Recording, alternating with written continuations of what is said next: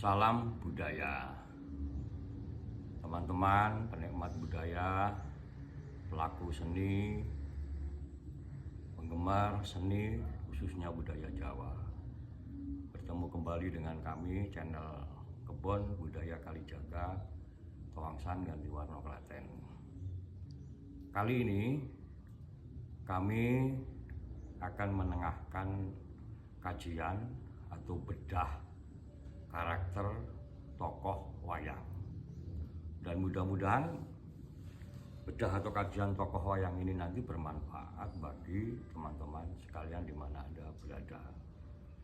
Tentunya kajian ini ada berbagai persepsi, asumsi, atau pola-pola pemikiran dari masing-masing yang akan kami sampaikan nanti juga berdasarkan pada penelitian-penelitian atau kajian-kajian yang berasal dari buku-buku, yang salah satunya kali ini kami akan sampaikan tentang karakter tokoh wayang Wibisana. Dan ini juga hasil dari dulu penelitian di dalam buku Anak Baca Menggiring Angin karya Asintunata di dalam rangka untuk memenuhi syarat skripsi saya di ISI Surakarta, yaitu tahun sekitar 1990-an yang lalu. Kenapa kami memilih tokoh Wibisana?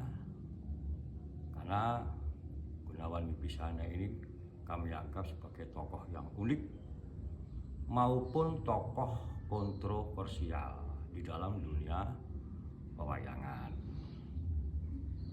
Tokoh yang unik karena dari sisi fisik atau wujud, Wibisana ini berbeda dengan saudara-saudaranya. Dia berempat bersaudara dan dia merupakan anak bungsu dari pasangan Begawan Wisrawa dan Dewi Sukeksi. Begawan Wisrawa ini adalah dulu Raja Lokapala dan kemudian menjadi seorang pandita, kemudian memperistri Dewi Sukeksi, anak dari Prabu Sumali, raja dari negara Alengka, karena memenangkan sayembara di alap-alapan Sukeksi. Sebenarnya Wisrawa ini mengikuti sayembara di negara di Alengka ini bukan untuk memperistri Sukeksi, tetapi untuk mencarikan istri anaknya, yaitu Raja Lokapala yang bernama Prabu Donopati. Tetapi tatkala dia itu bisa memenangkan sebuah sayembara, Dewi Sukeksi ini tidak mau untuk diperistrikan kepada Donopati atau anaknya. Dia mau diperistri hanya dengan Begawan Wisrawa. Ya sebenarnya harusnya Begawan Wisrawa juga bersikukuh dengan tekad semula dalam rangka mencarikan menantu. Tetapi saat itu melihat kecantikan Dewi Sukeksi, Begawan Wisrawa pun runtuh dan nafsu untuk memperistri atau nafsu asmaranya muncul meskipun usia juga cukup tua, usul, sehingga mereka dikawinkan oleh Prabu Sumali Raja dan beranak berempat. Salah satunya adalah Gunawan Wibisana ini. Yang sulung yaitu Rahwana atau Dasamuka itu berwujud raksasa. Kemudian Kumbakarna yang kedua ini juga berwujud raksasa. Kemudian yang ketiga perempuan yaitu Dewi Sarwokenoko itu juga berwujud raksasa. Baru anak yang keempat Gunawan Wibisana ini berwujud manusia dan sangat tampan, kulitnya bersih, pokoknya serba super di tengah-tengah keluarganya. Inilah yang saya anggap unik, karena di saudara-saudaranya di Alangka ini hampir semuanya raksasa, tetapi Gunawan berwujud manusia. Nah ini yang kita kaji. Kenapa kok bisa begitu? Nah menurut penelitian saya, ketika di buku Anak Bajang Menggiring Angin ini, Begawan Lisrowo ini memprestri Dewi Sukesi, kemudian berlomba asmara ini dipenuhi dengan sebuah nafsu. Nafsu di mana nafsu kelaki-lakian dan nafsu wanitaan bercampur atau katakanlah mendominasi dari hubungan asmara mereka.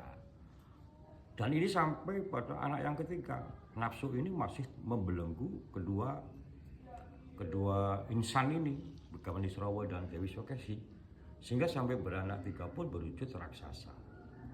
Dan ini prihatin bagi mereka dan rasa kecewa kepada mereka, karena Begawan Lisrowo ini meskipun usia usur, tetapi sisa-sisa ketampanan, sisa-sisa kegantengannya masih luar biasa. Dewi Sukesi pun putri yang seorang cantik.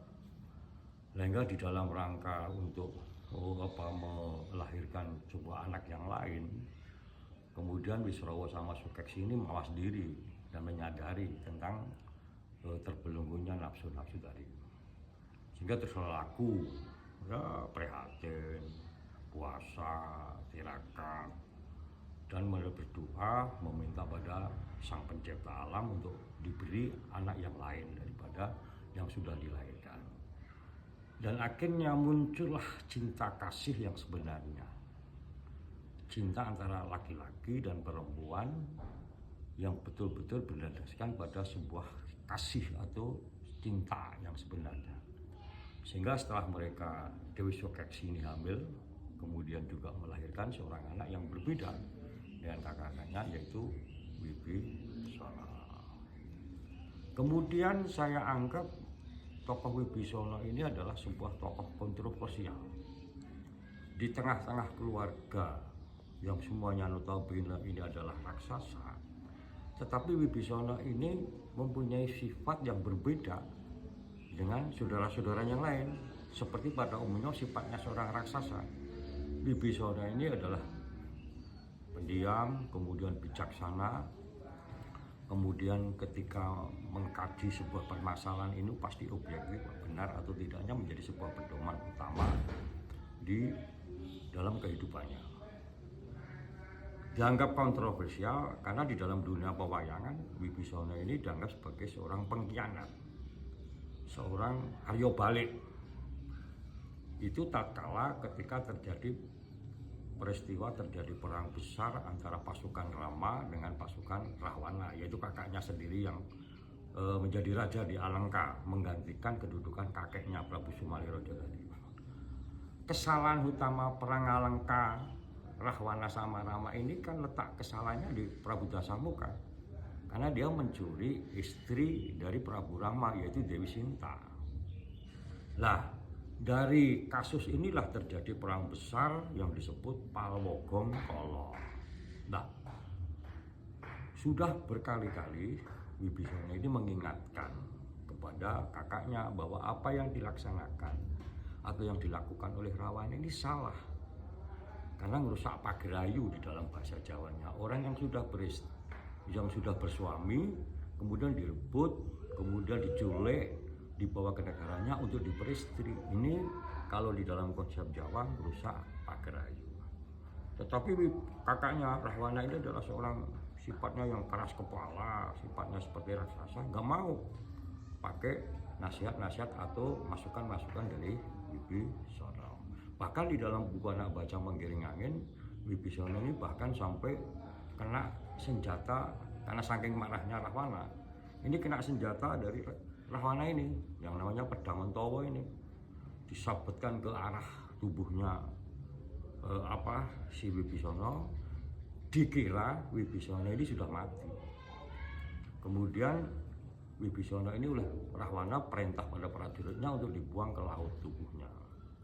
Nah, sehingga sampai terombang-ambing di laut ditemukan oleh Anoman yang saat itu ada bertugas untuk katakanlah dari Ngalengka untuk kembali kepada pasukan Rama tentang meninjau keselamatan Sinta atau menodi cintanya Sinta.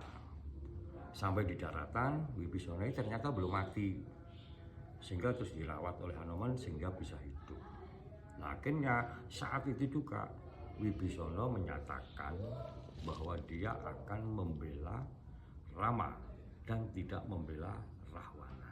Nah, inilah di dalam dunia pedalangan Wibisana ini distempeli atau dicap menjadi seorang pengkhianat dan menjadi seorang Arya Balik karena dianggap mengkhianati negara dan kakaknya dan membela musuh. Nah, di dalam buku kajian saya, skripsi kajian saya, Wibisana, apa yang dilakukan oleh tindakan Wibisana ini sesuai dengan sifatnya yang sebenarnya adalah membela kebenaran. Karena yang dibela benar ini adalah Rama. Dia nggak peduli. Dia harus memusuhi pada kakaknya, kemudian dianggap sebagai pengkhianat kepada kakaknya maupun negaranya. Dia nggak peduli. Yang penting di dalam hidupnya ini adalah membela sebuah kebenaran hakiki. Yang benar harus dikatakan benar, yang salah harus dikatakan salah. Yang benar harus dibela, yang salah tinggalkan. Ini yang terjadi pada Wibisana.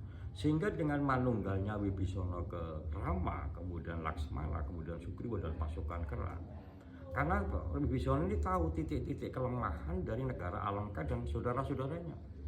Nah, sehingga di dalam Palwagonggala ini atas berkat jasa Wibisana, Rahwana, kemudian seluruh Ngalengka ini bisa dikalahkan oleh Rama.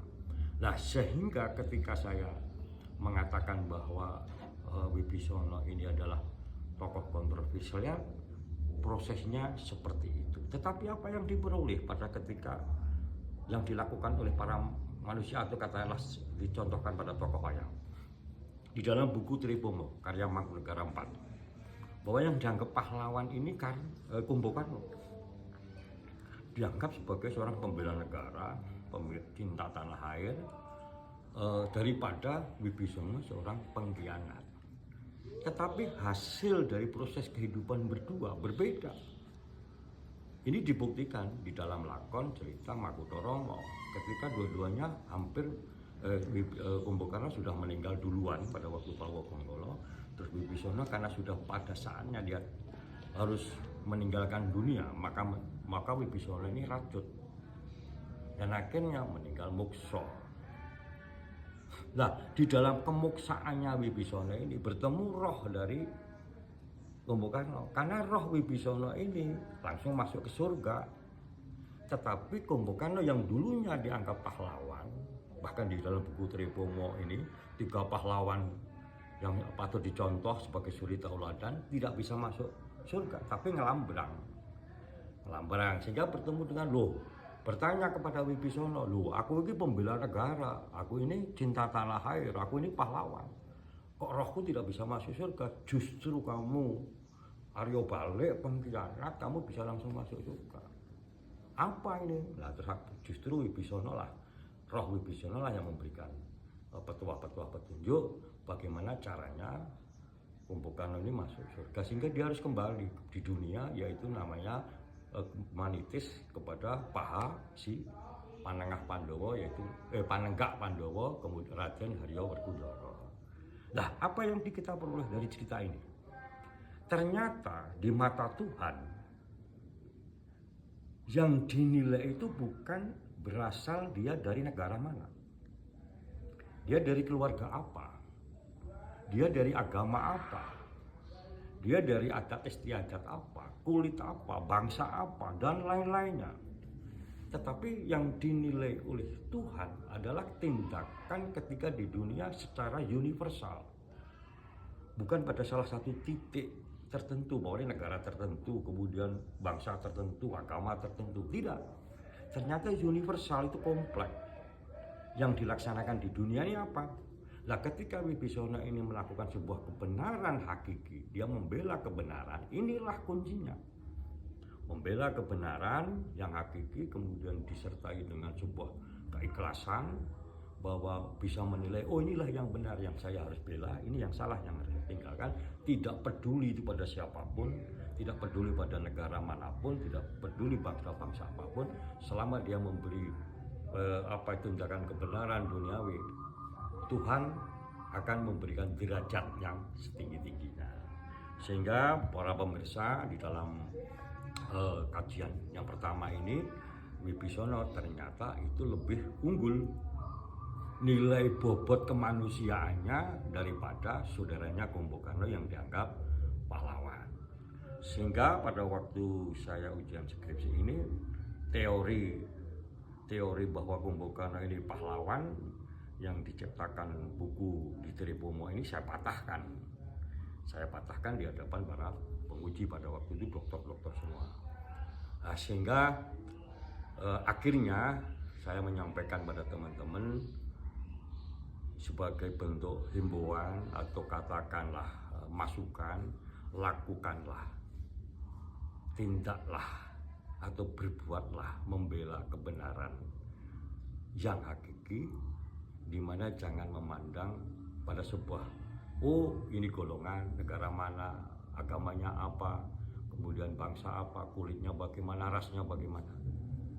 Yang terpenting lakukanlah membela kebenaran demi keselamatan dunia, seperti yang dilakukan oleh Wibisono, melakukan kedamaian dunia, memberantas kejahatan-kejahatan atau kejelekan-kejelekan demi kepentingan dan ketentraman dunia, seperti apa yang dilakukan oleh Raden Wibisono. Demikian teman-teman pelaku budaya, penggemar seni khususnya budaya Jawa, khususnya seni wayang kulit, apa yang kami sampaikan mudah-mudahan ini menjadi sebuah pemahaman atau bermanfaat bagi teman-teman sekalian, dan kita akan ketemu lagi di lain waktu tentang kajian bedah tokoh wayang lainnya. Yang saya menyampaikan tentang bedah atau karakter wayang ini akan saya relevansikan dengan perkembangan zaman sekarang. Demikian yang saya sampaikan. Terima kasih. Salam budaya.